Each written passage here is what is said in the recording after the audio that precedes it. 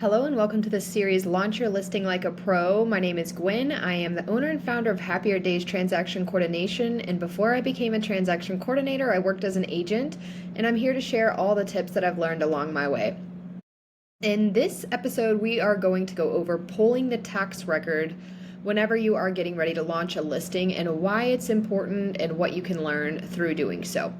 So, I actually personally think that it's important to pull the tax records before you even go to a listing appointment. However, if you don't do that, it is definitely very important to pull it before you hit the MLS, and here's the information that you can learn by doing so. The way you pull the tax records is by going to the county's appraisal district website, entering the property information or the owner information, and it should populate the property, and then you'll be able to view these specific details. You'll be able to see who owns the property, which is very important whenever you're getting a listing agreement signed, because if one person's signing but the other person isn't signing, you technically do not have the authority to sell the property, and neither do they. Second, you're going to be able to see the legal description of the property, which is crucial for the MLS.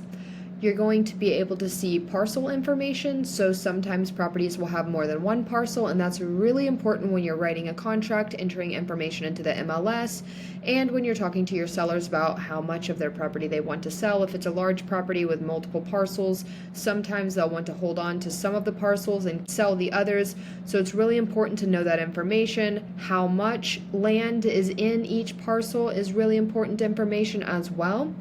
And then you're also able to see tax exemptions on the property on most appraisal district websites.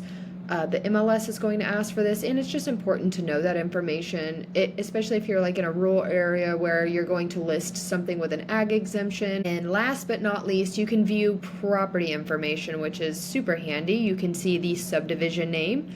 You're going to be able to see the property square footage, and you're going to find more information. It varies from appraisal district to appraisal district, but all in all, this is why it's very important to pull property tax records before you hit the MLS to do your due diligence, and it's even more beneficial if you pull this before you go on a listing appointment so that you show up ready and knowledgeable about the property that you're about to be interviewed to sell. I hope that you find this tip helpful, and if you have anything else that you'd like to learn about the listing process, just go ahead and drop it in the comments, and I'll do my best to make a video on it.